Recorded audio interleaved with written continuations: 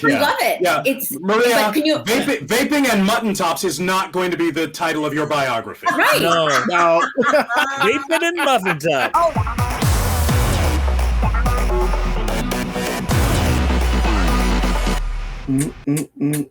Oh, hey, friends and fans! Welcome to another episode of GalaxyCon Live, where we are bringing the convention experience directly to you. And today, we are going back to the Watchtower with 6 stupendous guests from Justice League and Justice League Unlimited. So without further ado, let's rev up the javelin and bring them down. Our first guest, she is a paragon of her profession, an actress, director, and casting director of some of the finest Western animation of the past several decades, including the original DuckTales, Tiny Toon Adventures, Animaniacs, its spin-offs, the completely mental misadventures of Ed Grimley, and of course, she joins us to discuss selecting these wonderful actors for their roles in Batman the Animated Series, Justice League, Batman Beyond, and so much more. Please welcome back everyone's friend, Andrea Romano. Hello! Thanks for having me. Oh, So nice thanks to be for here. coming back. It's wonderful, always wonderful to have you here, my dear. How are you doing in your corner of the world? Very well, thank you very much. The weather's beautiful here in Los Angeles. We're beginning to venture out into the world a little bit easily, not too quick. We're older now, but it's lovely. It's lovely. Oh, and it's, as always, it's lovely to have you here. Welcome back. Thank you. And next, he is an actor whose body of work includes Father of the Bride, Scandal, and Pirates of Dark Water, one of my personal favorites. That's why I always say it. Today, he joins us to discuss the role of mild-mannered reporter Clark Kent, better known as the Man of Steel himself. Please welcome back our friend, George Newbern. Yay! Kevin, I think it's starting. Kevin? Yeah. Kevin? Oh. Hey! Hey! Not much, boss. How you doing? Man, I'm great. You know, I'm living the outdoor lifestyle. Loving it. So I see you do love broadcasting from the outdoors.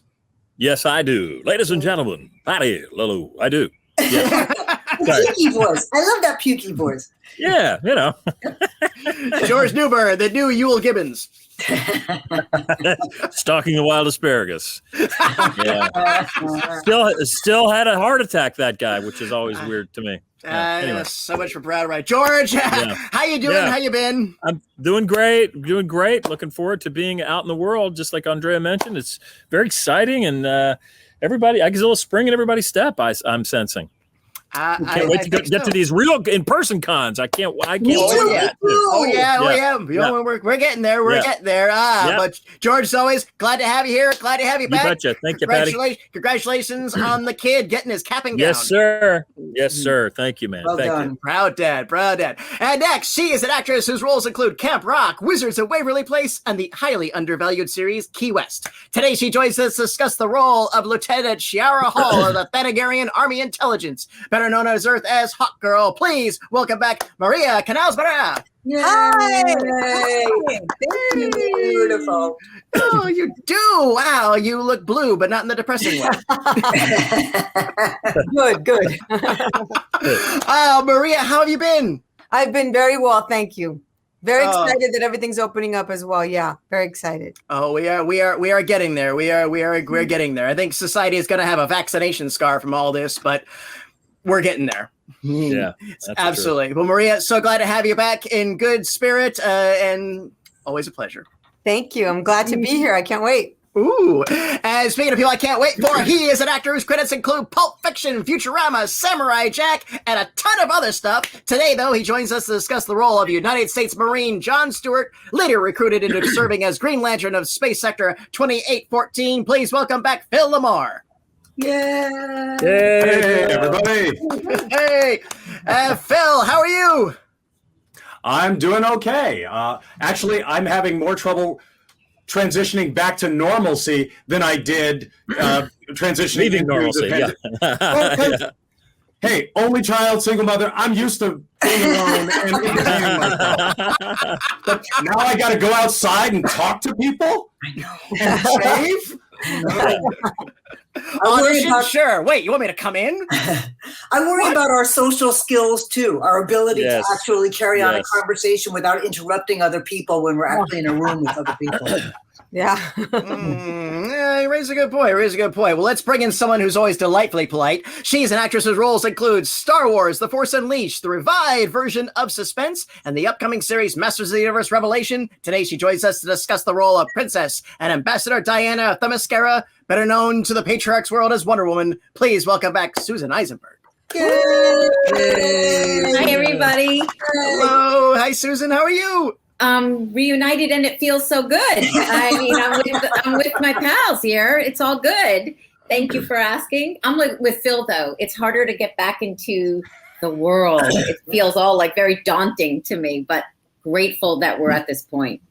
Yeah, Yes, yeah. indeed. We got there. We absolutely got there. Well, Susan, always a pleasure to have you back. Glad to Thank see you you, in Patty. good spirit and in good health.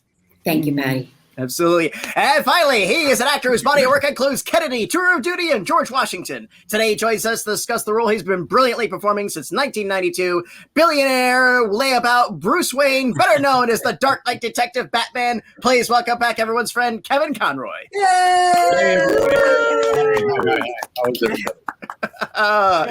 Good. Kevin, how you doing? Welcome. Hello from New York. I'm not in New York. And New York is open for business again, which is great. I never thought I'd be so happy to see traffic jam. There's traffic everywhere again, which is great. Wow. Yeah. And Manhattan is just one endless traffic jam, as we all know. One thing that came out of all this is, the sort of safe space everybody had was Central Park. Yeah. And so they started doing kindergarten classes in Central Park in the morning. Oh, really? Huh. There are all these different groups, and there'll be performers and doing sing-alongs, and there'll be like 20 strollers and babies running around.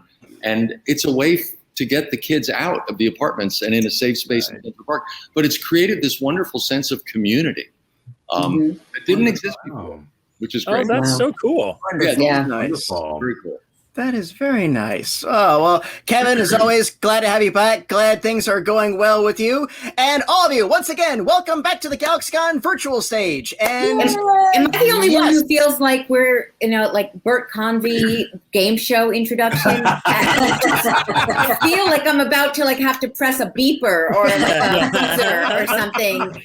I'm Or have to trying talk on one of the skinny microphones. Yeah. Right. yeah. I need to- Take his arm. Right. Jay Raybird here. Yeah, right. That's what it feels like. It's weird, too. We've all been communicating with each other on a couple of these events that we've taken place. And Kevin was in his house in Los Angeles, not far from where we all live, those of us in Los Angeles.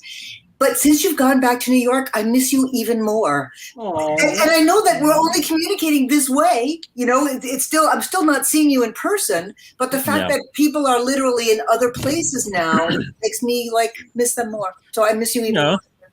Yes. Oh, very nice. Well, our team's going to the chat room right now to pull our questions for us. In the meantime, I don't think I've ever asked you all this as a group, so I'll throw it out there to kind of get us started. Again, one of the things that I adored about the show and still adore about Justice League Unlimited was how deep it went into DC lore and canon and characters. So I was always curious, was there ever any sort of a sit down or vetting before they gave you a script that they explain what your character may going up against? Or was it just Caliban's just a really big guy and go? I mean, did you ever get art? Were you ever told, okay, this guy, he's got a problem. He's Darkseid's son. You may remember him and he wants to prove himself. Was there ever anything like that to provide context? Or was it just, here's the script, do what you do? Andrea gave context. Right. Yeah.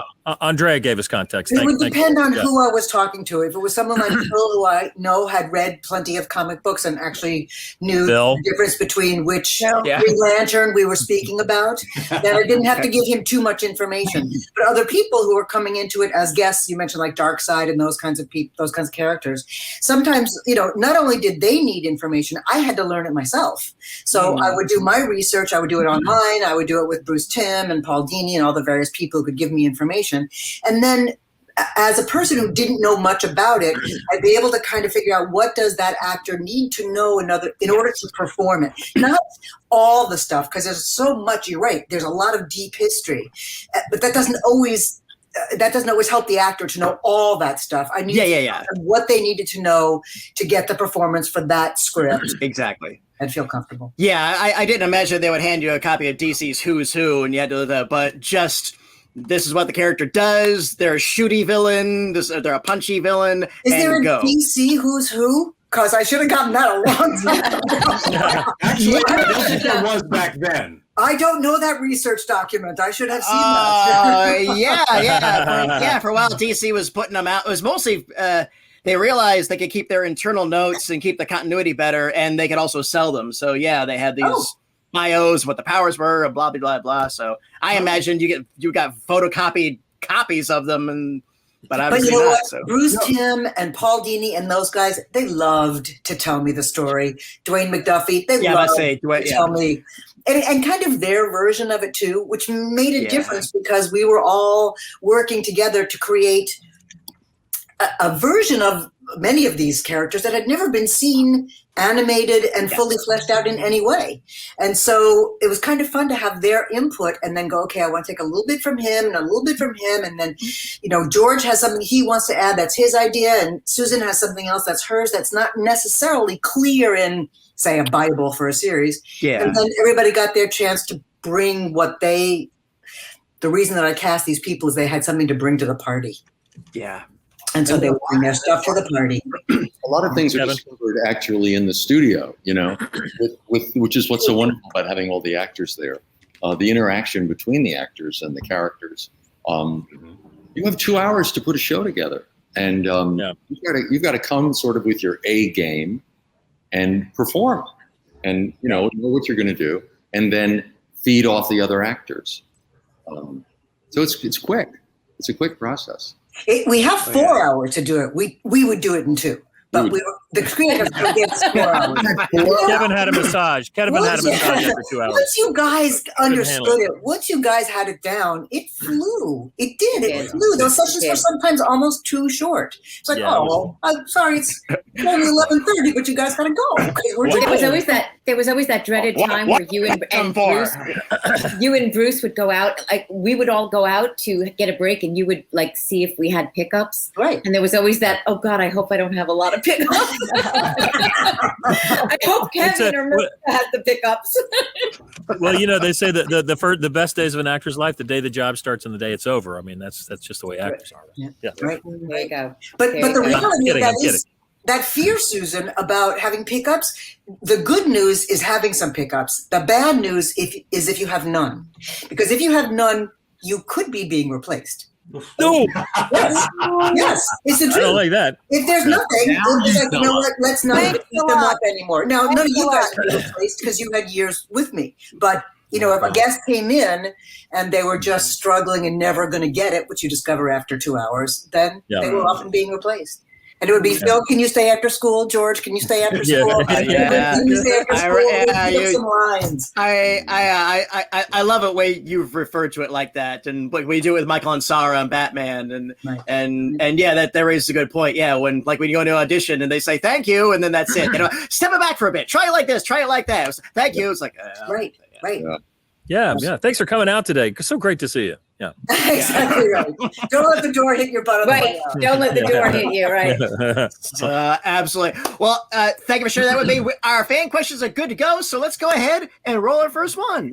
And this comes from TJ, and TJ wants to know, if all of you weren't in acting or entertainment, what career field do you think you'd be in?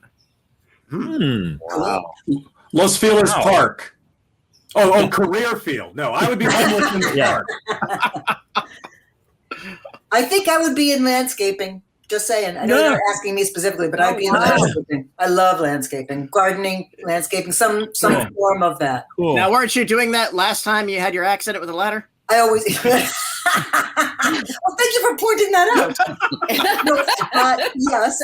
Well, actually, I was just cleaning out gutters, so that was just me. All right, fair. But I do have an awesome vegetable garden, and I grow my own artichokes and all my own herbs, not that kind of herb, and tomatoes. And I mean, literally, I can go in the backyard and boil up some pasta and fill the entire rest of the menu with things from my vegetable garden. All right. When are we coming over for dinner? Yeah, when we're allowed to have guests again, when we're seeing people freely. Absolutely. You'd be most welcome. Oh, nice. Beautiful. Well, my hobby is that I'm a painter. I like to And I love to redo old houses, which has always been sort of a side thing. Yeah. So if I wasn't an actor, I would definitely be in some kind of crafts thing with my hands because I just enjoy that so much. Cool. Kevin, is there an online source where we can see your art? No. You should put some up. His art is wonderful. Good. Thank you. Yeah, he really should. Fair. Well, if you ever change your mind and want to set up an Instagram, we'll reshare it here at GalaxyCon, and I will follow it in a heartbeat. Nice. Thank The other you. guys, I'm so curious. It's a good question. What would you do if you Susan? weren't Susan? I think I probably would have been a therapist. Ah, I bet would've you'd done. be great. Oh, yeah, you would have been good at that. Your sensitivity is really, that's a career for you. I think I would have done that. Good for Coulda, you. woulda, shoulda. No, you made the right choice. You made the right choice. Yeah. Maria? Maria, Well, yeah. I always Maria, like Maria. the idea of being a reporter because I'm very Oh. curious and I like to ask questions. And I always think like, oh, I could do that. Like I could be a TV reporter or covering the story, which is Yeah, you funny would've been because good. that's what Andrea cast me in my first Yep. voiceover job. I For Shelley Sandoval Shelley Sandoval. Sandoval. Wow. in Phil's show.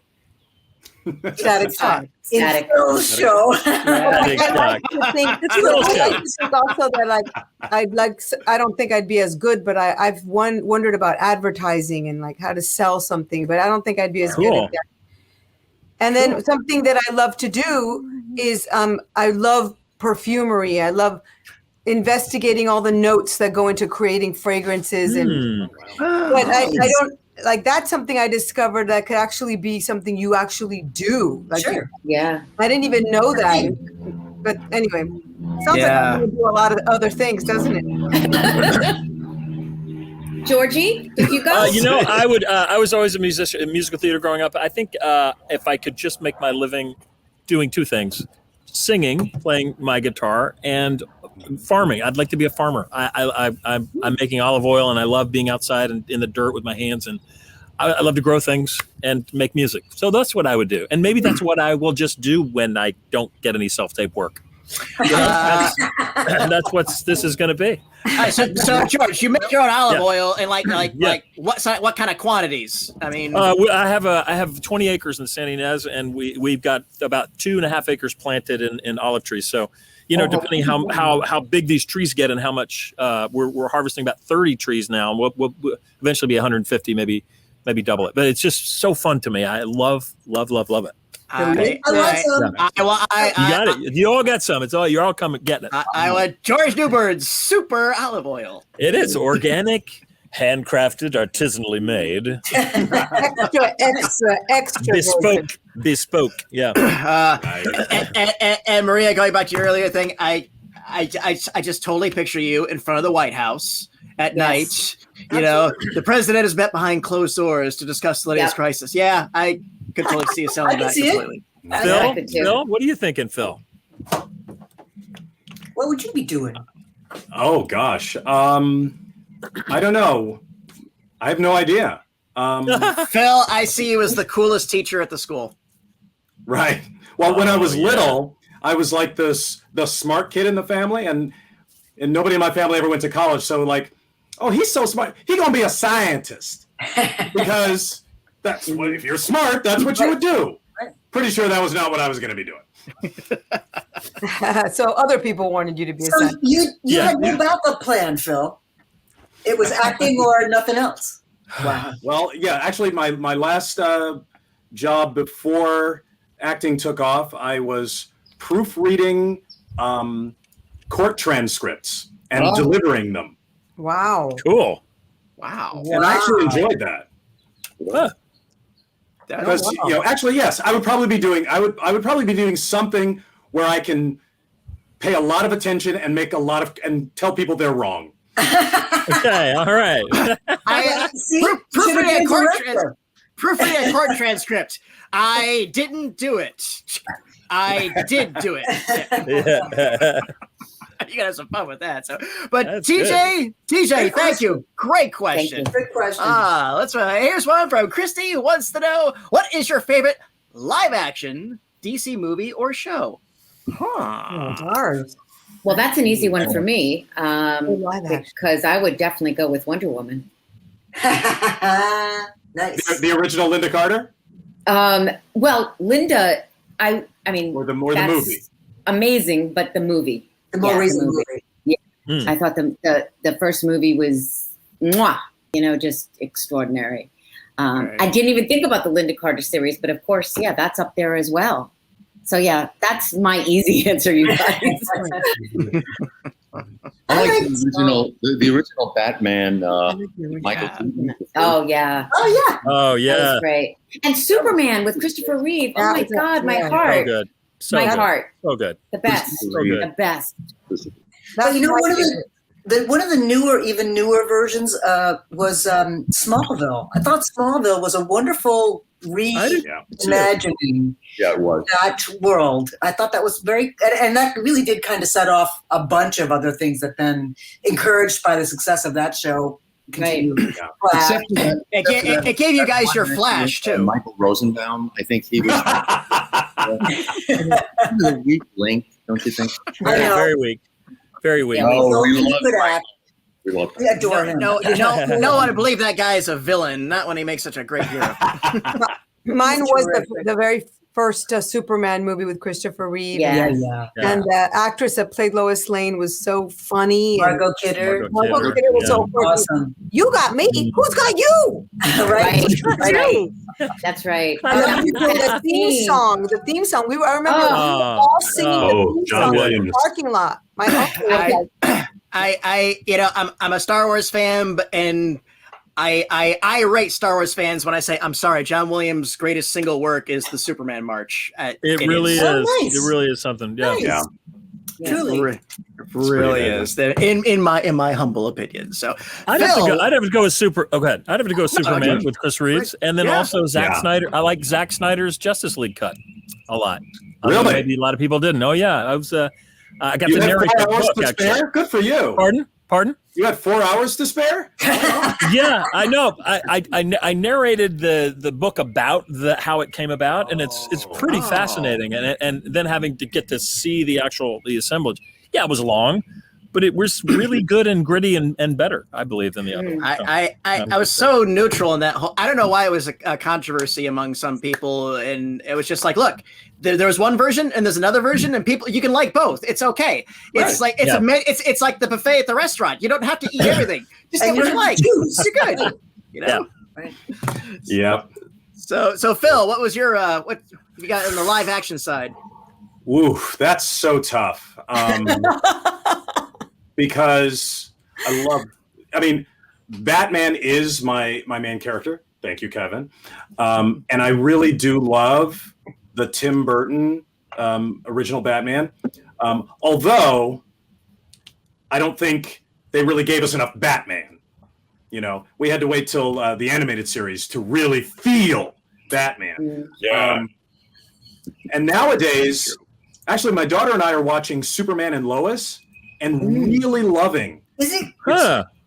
It's I haven't actually seen it. making the character of Superman actually relatable for the first time. I mean, Christopher Reeve did a great job making him like actually interesting. Yeah. But you didn't feel like, oh, I'm like that guy. Yeah. No, not at all. That series had the opportunity of letting the character breathe that the movies just didn't have it to. And again, and you guys experienced this with your character arcs on Justice League. You were able to see the relationships develop and the rise and fall and just all that fun stuff. So yeah, absolutely. But I'm with you on that. That's Lois and Clark is kind of undervalued now at this point. A lot of people tend to forget how big it was at the time. So. Oh no, I'm talking about the current Superman and the new one. Okay, all right. Yeah. Same thing. Absolutely. Well, now they have kids, so let's see. Yeah. Right. That's what they've explored. So, Christy, thank you, and for me, Adam West Batman for the win. There you go. There you go. That seems pretty on brand for you, Patty. Yeah. Well, it's. What's next? Thank you again, Christy. And here's one from Hannah. Ooh, what shows are you currently binge watching?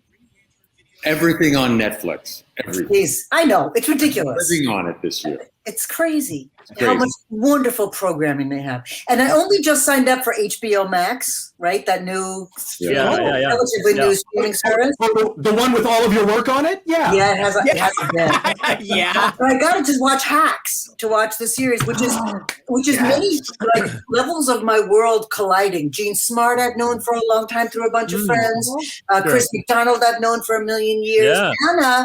Hannah Eisenberg is Lorraine Newman's daughter. Yes, daughter. I've known her since she was born, practically, and so that's just amazing. I'm just only beginning Hacks, and that's awesome. I from episode 2, that from the helicopter scene where she gives a speech about good is the minimum. Good is I've shared that on my social media. I told everybody, if you want to get an entertainment, you need to hear this and you need to relearn this every once in a while. Nice. But yeah, I've been thoroughly enjoying that series. That's a good one. Who has got another one that they've been? The last Go ahead.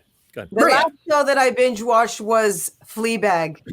Oh, So good. Good So show. good. So good. oh my Oh. God. Love it. The writing, the acting, it was so, the way she broke the fourth wall was so non-annoying. It was so Truly. good. Right? Truly. It was Yeah. great. It was great. Yeah, I think that's the best TV in the last 5 years. Yes, Easily. I- Really? Best, most original, Done. perfectly executed, hilarious and dramatic, and I mean, and she's like tour de force. Crazy I mean, good. she's She's unbelievable. Yeah, and Yeah. every actor was very good. Like, Every single brilliant. one. Yeah. Brilliant. Yep. yeah. I've been binge watching a show on Peacock Network. It's called Welcome to the Chateau DIY in France. So these British people go and take over a chateau and renovate it. Yeah. It's fantastic. I've watched like 9 seasons of it. You have to watch it. Wow. It's so good. It's so good. You'd love it, Kevin. You'd love it. Absolutely love it. You know what I've really gotten into is all Yeah. of the Scandinavian thrillers. The Yeah, me too. Scandinavian mysteries are incredible. Me too. Really? Give me a name of one. Oh, You know, on HBO, there's The Investigation, which I don't know if since you have HBO now, Andrea, The Investigation is one of the best series I've seen on. It's based on a true story, but not too many people know. Not too many people know the story. It was about a journalist who went to interview somebody in his submarine, and I've done that. and was never seen again. And it's a true story. And it's, if you get a chance on HBO, The Investigation, incredible, Wow. incredible. I'll So put that gripping. on my list as well. So, all right. Phil. I've been watching Superman and Lois. Although it's funny because most of the shows I like, I can't binge. Oh, The Mandalorian, Falcon and the Winter Soldier, which had a wonderful appearance by our friend Carl. yes. Oh my God. Did you see guys somebody hear about that? posted about him, and like the person who posted about Carl being in the show, I think there were like 4,000 likes to the post. Oh, wow. Because people were just it was like a Carl appreciation post. Nice. As it should be. Yeah, he's amazing. And it's funny because he's now he's crossed over. He's DC and Marvel. That's true. Yeah. That's right. Yeah, he was amazing. Nice. Maria, you been blitzing through anything lately? Yeah, Fleabag, like I mentioned. Fleabag. I'm sorry, I got it. Yeah. Are you drunk, Patty? Can we fill your drink? You need another drink? I forgot to mark it off. See, I have this. Every time somebody answers, I tell that their number. checking. Has anybody been watching Mayor of Easttown? I haven't watched I hear it yet. it's great. Yeah, I heard it's great. I've also been binge watching George's self tapes. And they were fantastic. And you don't know why he didn't get those so damn good. roles. I don't know. I feel real good about A lot of Mayor. great space work. I don't know why. Mayor of Easttown is a hard name to ever remember, but it's wonderful. It's really, it's dark, and it's Kate Winslet not being, I mean, she actually has gone on record about saying, no, don't take that scene out where my belly fat shows. This is a real person. Let's see her belly fat. Oh. Let's see her smoke. She's smoking a vaporizer, and let's see all of her. And it's it's terrific. The whole thing. I do that every day in my life. Yeah. David can see it all.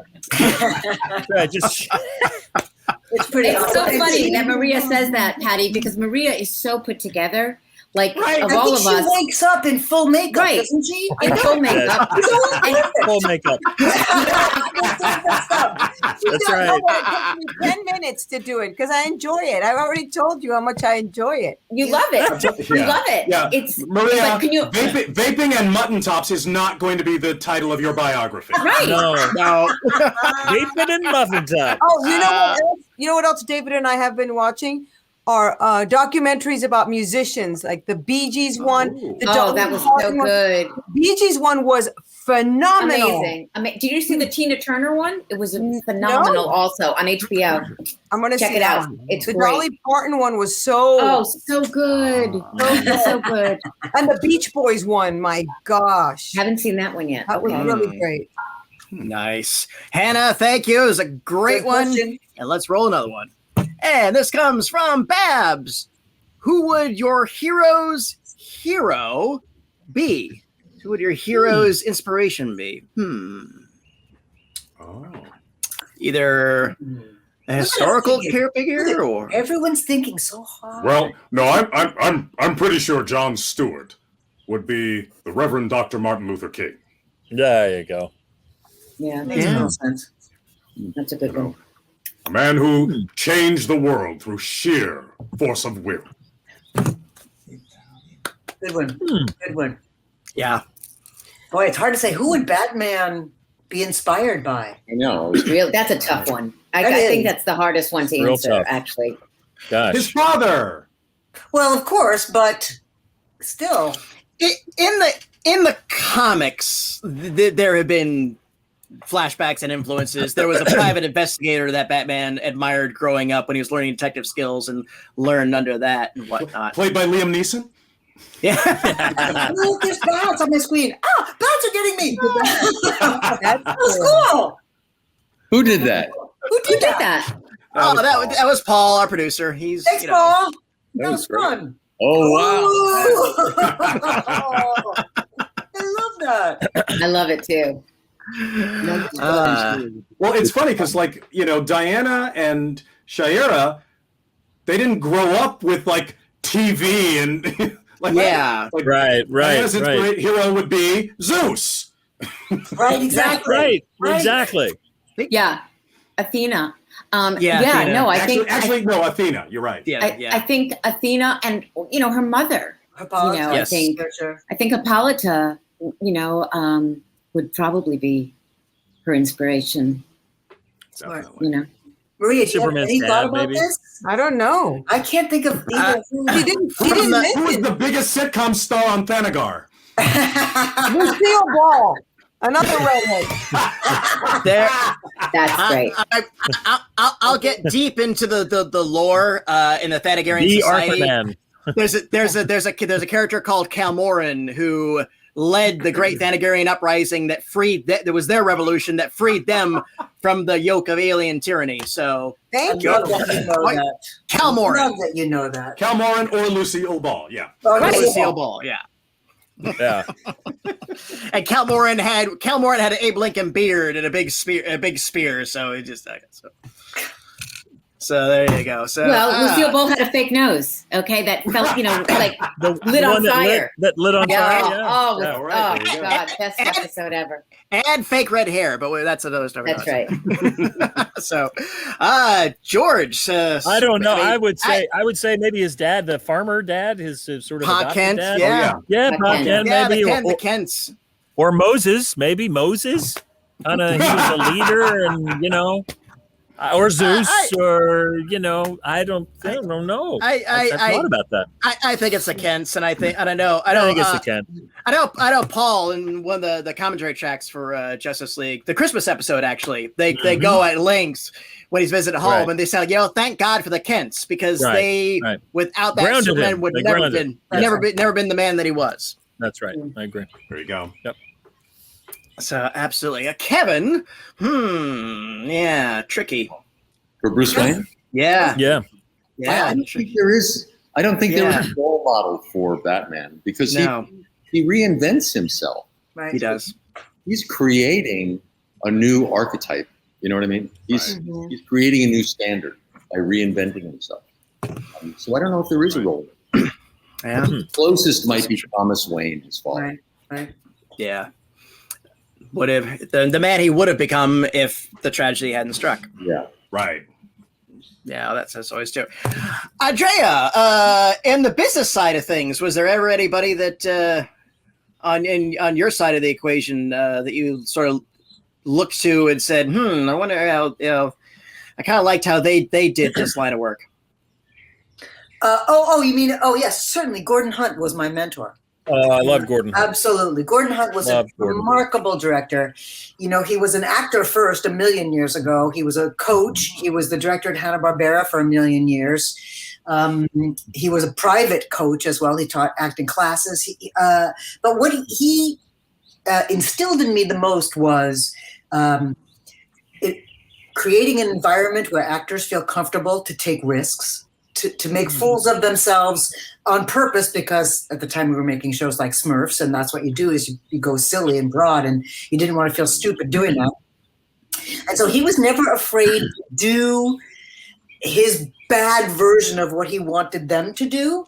And that's something I learned from him, which is if I can do it and say someone has not yet done impact sounds, and if I can go, ooh, and that makes the actor not feel so silly when they go, ooh, then that's 1,000%. And then she did that all the time, and it really made all the difference. I think so. I think it did, because that's what we needed, and I was happy to show people and let them do it and then beat them up kindly until we got what we needed. But Gordon Hunt was absolutely my mentor, absolutely my hero, and mine, and really every voice director who has worked since then.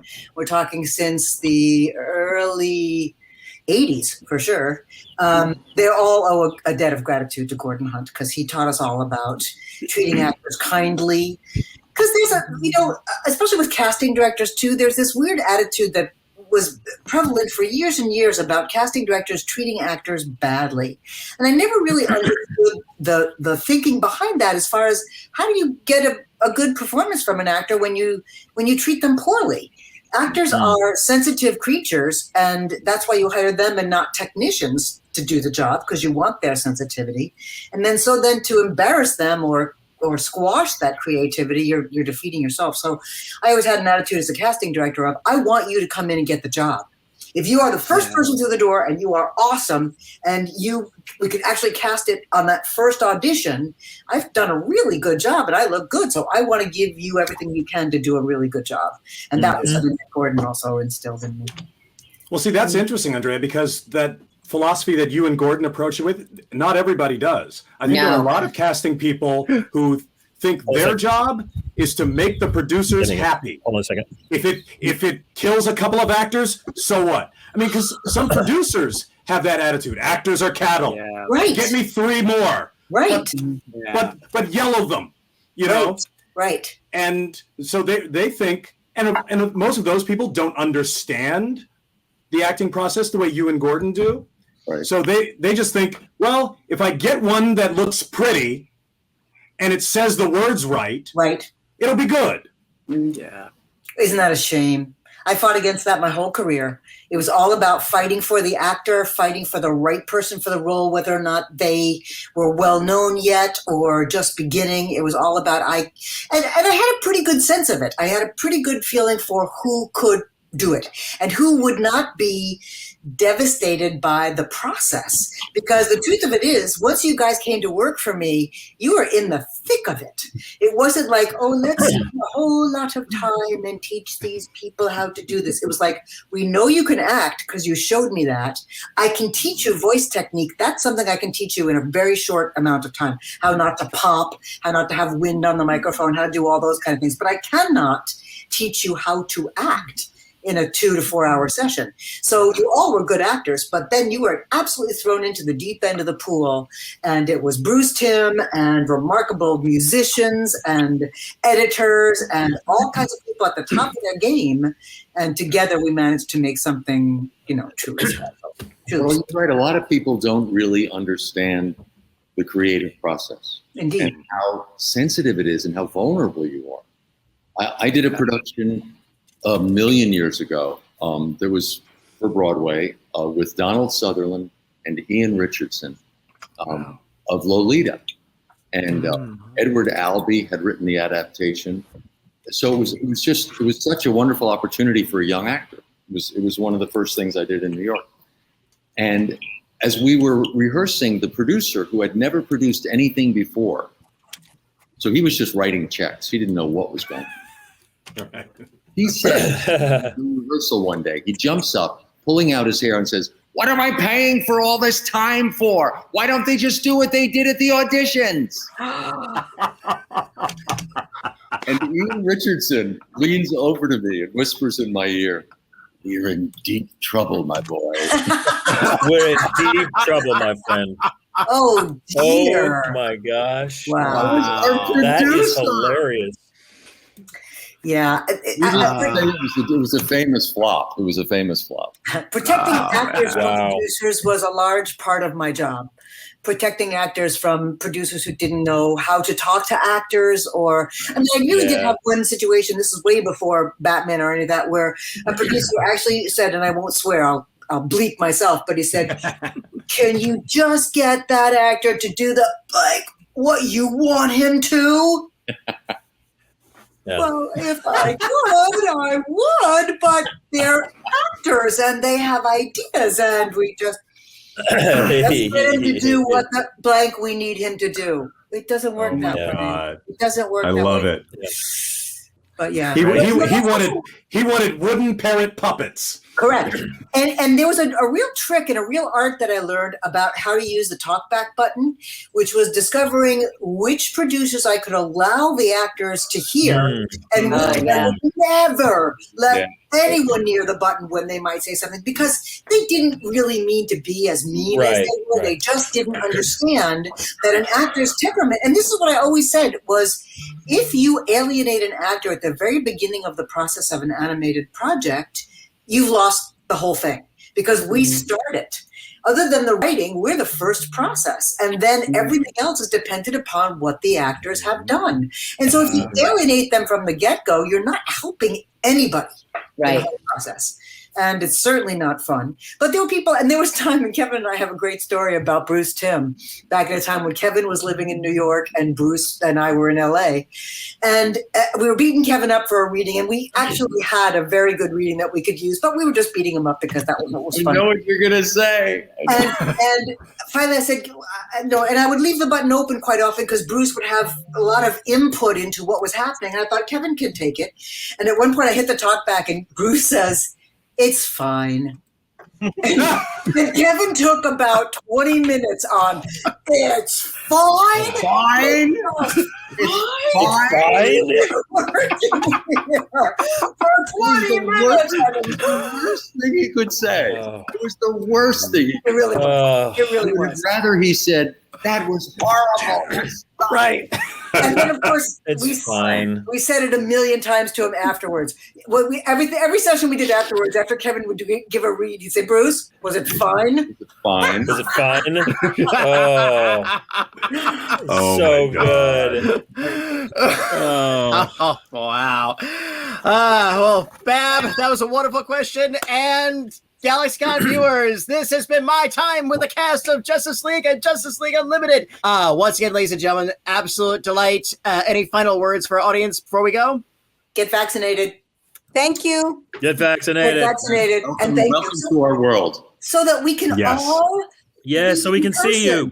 So we can be in person again and do these Comic-Cons in person. I miss that. Yes. So get vaccinated and be safe. Yes. Yes. And keep watching us on HBO Max. Yeah. Oh, yeah, that's right. Because we're streaming. That's right. The show's there. We're Yes. streaming. And yeah, to all the fans, thank you for watching. Because Yeah, if you guys didn't watch, we'd all be radio people. Thank you,